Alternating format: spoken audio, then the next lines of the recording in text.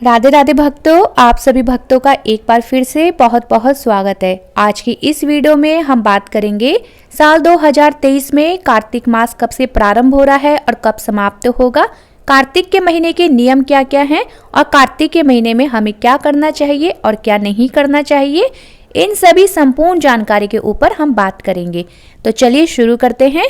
कार्तिक मास विशेष रूप से भगवान विष्णु और भगवान कृष्ण की आराधना के लिए अति सर्वश्रेष्ठ महीना माना जाता है और हमारे धर्म शास्त्रों के अनुसार कार्तिक स्नान को बहुत ही सर्वश्रेष्ठ बताया गया है और यही वजह है कि सभी भक्तों को इस मास का बेसब्री से इंतजार रहता है।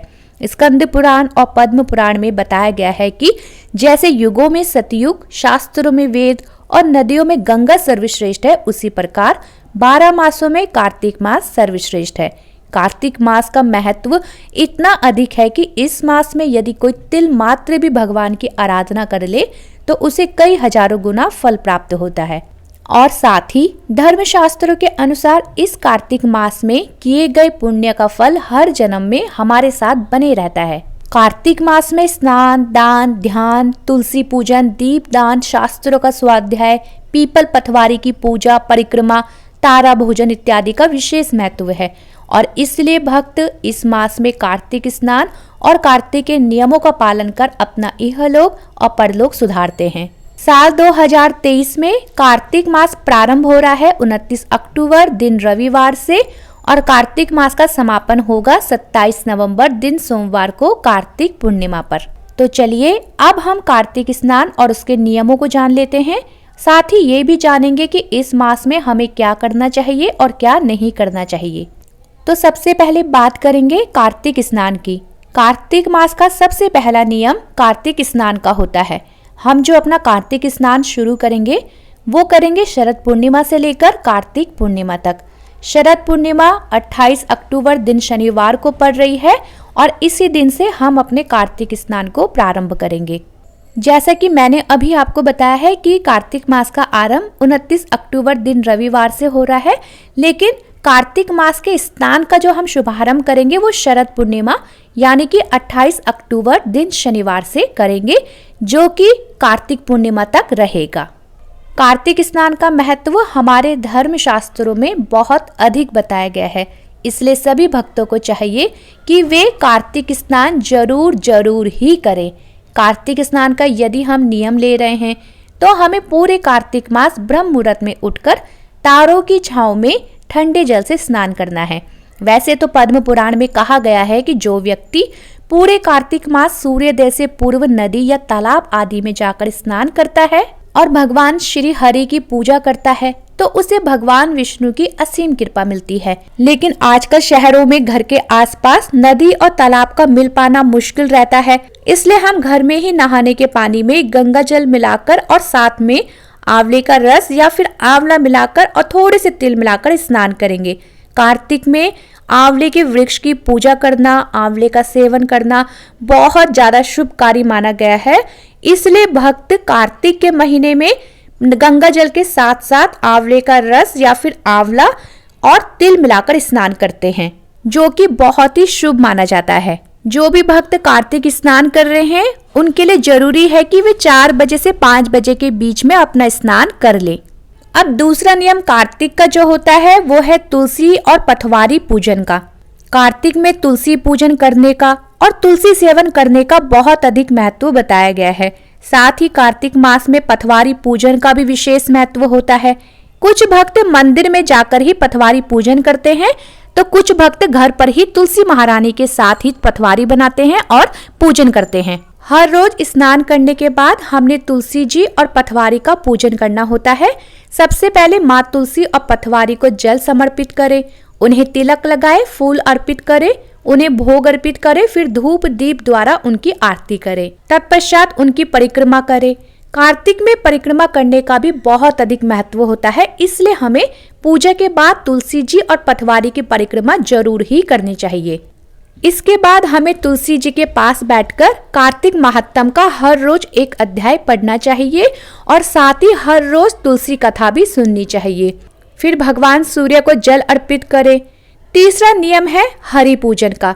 तुलसी पूजन के बाद हमने भगवान श्री हरि के समक्ष बैठकर उनकी पूजा अर्चना करनी है। भगवान को धूप दीप दिखाएं, उनके सामने बैठकर उनके लिए भजन गाएं, उनके पवित्र नामों का जाप करें, उनकी आरती उतारे और उनके समक्ष उनकी लीलाओं का वर्णन करने वाले शास्त्रों का अध्ययन करें, जैसे श्रीमद् भगवद गीता, विष्णु पुराण, श्रीमद् भागवत पुराण इत्यादि। देखिए, ये महीना विशेष तौर पर भगवान विष्णु की आराधना का महीना है, इसलिए अधिक से अधिक उनकी पूजा उपासना, उनके नाम का जप हमें इस महीने में करना चाहिए। अब चौथा नियम है दीपदान का। कार्तिक में दीपदान का विशेष महत्व है। दीपदान नदी, पोखर, तालाब, देव मंदिर, पीपल वृक्ष में, आंवले के वृक्ष में, तुलसी जी में, पथवारी में, केले के वृक्ष पर, गौशाला में आदि जगहों में हम दीपदान कर सकते हैं। साथ ही कार्तिक मास में रोजाना देव, पितर आदि के निमित्त आकाश में दीपदान भी जरूर करना चाहिए। पद्म पुराण में कहा गया है कि जो व्यक्ति कार्तिक मास में भगवान को यदि एक दीप भी अर्पण करता है तो उसके जीवन का समस्त अंधकार दूर हो प्रकाश की ओर बढ़ने लगता है। पद्म पुराण के अनुसार दीपदान हम घी से, तिल के तेल से या फिर सरसों के तेल से भी कर सकते हैं। जिसकी जैसी सामर्थ्य हो वो उसी प्रकार से दीपदान कर सकता है। एक बात मैं और कहना चाहूंगी, यदि आप तुलसी पूजन में मिट्टी के दिए का दीपदान कर रहे हैं तो फिर आपको रोज ही एक नए दिए के साथ माँ तुलसी को दीप अर्पित करना है। एक बार इस्तेमाल करने के बाद दोबारा उसी दिए पर दीप ना दिखाएं, क्योंकि एक बार इस्तेमाल करने के बाद मिट्टी का दिया जूठा माना जाता है, यानी अपवित्र माना जाता है। लेकिन अगर आपके आसपास मिट्टी के दिए आसानी से नहीं मिल पाते हैं या फिर किसी कारणवश आप दिए नहीं खरीद पा रहे हैं, तो फिर मिट्टी के दिए की जगह पर आप धातु के दिए पर माँ तुलसी को दीप दिखाएं और फिर दोबारा इस्तेमाल करने से पहले उस दिए को अच्छी तरह से धो लें और फिर वापस प्रयोग में लाएं। और अगर ये भी करना संभव नहीं है तो फिर आप आटे से दिए बनाकर दीपदान कर सकते हैं। पांचवा नियम है भूमि शयन करना। कार्तिक के पूरे महीने में भूमि पर शयन करने के लिए कहा जाता है। भूमि शयन से व्यक्ति में सात्विकता का संचार होता है और साथ ही हमारे अंदर के विकार भी दूर होते हैं। छठा नियम है ब्रह्मचर्य का पालन करना। कार्तिक मास में ब्रह्मचर्य का पालन करने के लिए कहा जाता है, इसलिए हमें कार्तिक मास में ब्रह्मचर्य का पालन भी अवश्य करना चाहिए। कार्तिक का सातवां नियम है दान करने का। स्कंद पुराण में कहा गया है कि दानों में सर्वश्रेष्ठ कन्यादान है और कन्यादान से भी बड़ा विद्यादान है, विद्यादान से भी बड़ा गौदान है और गौदान से भी बड़ा अन्नदान है, क्योंकि हर प्राणी के जीवन का आधार अन्न ही है। इसलिए कार्तिक मास में आप अपने सामर्थ्य अनुसार जो भी करें, लेकिन अन्नदान जरूर करें। अन्नदान को सभी शास्त्रों में सर्वोच्च बताया गया है। कार्तिक का आठवां नियम है कार्तिक व्रत धारण करने का। कार्तिक के पूरे महीने भक्तजन 3 तरह से कार्तिक व्रत धारण करते हैं। पहले नियम में भक्तजन पूरे महीने फलाहार के साथ व्रत रखते हैं, अर्थात पूरे कार्तिक मास अन्न का सेवन नहीं करते हैं और पूरे महीने फलाहार ही ग्रहण करते हैं और फलाहार के साथ अपने व्रत को धारण करते हैं। दूसरे तरीके में भक्त लोग पूरे कार्तिक मास एक समय भोजन का संकल्प ले व्रत करते हैं, अर्थात पूरे दिन व्रत करते हुए रात को तारों को देखकर उन्हें अर्घ्य देने के बाद अपने व्रत का पारण करते हैं, जिसे तारा भोजन भी कहा जाता है। तीसरे तरीके में भक्तजन पूरे कार्तिक महीने में व्रत ना करके कार्तिक मास के कुछ विशेष दिनों में ही व्रत करते हैं, जैसे कार्तिक मास में आने वाली एकादशी पर, गौ अष्टमी पर, आंवला नवमी पर, पूर्णिमा पर या कार्तिक के लास्ट के दिनों में आने वाले पंचभिकु व्रत को करते हैं। तो ये 3 तरीके हैं कार्तिक के व्रत धारण करने के, जिनकी जैसी यथाशक्ति होती है उसी प्रकार भक्तजन कार्तिक व्रत करते हैं। भक्तों, ये थे कार्तिक के कुछ नियम।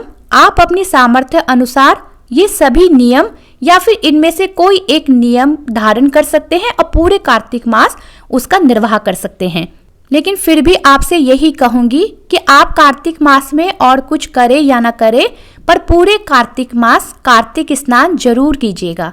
चलिए भक्तों, ये तो हुई बात कार्तिक मास के नियमों की। अब बात करते हैं कार्तिक मास में हमें क्या करना चाहिए और क्या नहीं करना चाहिए। कार्तिक मास में हमें अपने भोजन पर विशेष ध्यान देना चाहिए। इस महीने में हमें तामसिक भोजन का त्याग कर देना चाहिए और सात्विक आहार ही ग्रहण करना चाहिए। साथ ही हमें द्विदलन दालें अर्थात जो दालें 2 भागों में बटी हो उनका सेवन नहीं करना चाहिए, जैसे उड़द की दाल हो गई, चने की दाल हो गई, मसूर, मूंग, मटर इत्यादि। जो दालें 2 भागों में बटी हो उनका सेवन नहीं करना चाहिए। इसके अलावा बैगन खाना भी इस महीने में अशुभ बताया गया है, इसलिए बैगन का त्याग भी हमें इस महीने में कर देना चाहिए। कार्तिक मास में शरीर में तेल लगाने की भी मनाही होती है। सिर्फ नरक चौदस अर्थात नरक चतुर्दशी के दिन हम शरीर में तेल लगा सकते हैं। इसके अलावा पूरे कार्तिक मास शरीर में तेल लगाने को मना किया जाता है। इस महीने में परनिंदा से भी बचना चाहिए। ज्यादा से ज्यादा अपना समय भगवान की सेवा में व्यतीत करना चाहिए। भक्तों, ये थी कार्तिक मास की कुछ जानकारी। उम्मीद करती हूँ आपको वीडियो पसंद आई होगी। वीडियो पसंद आई है तो चैनल को लाइक, शेयर और सब्सक्राइब करना ना भूलें।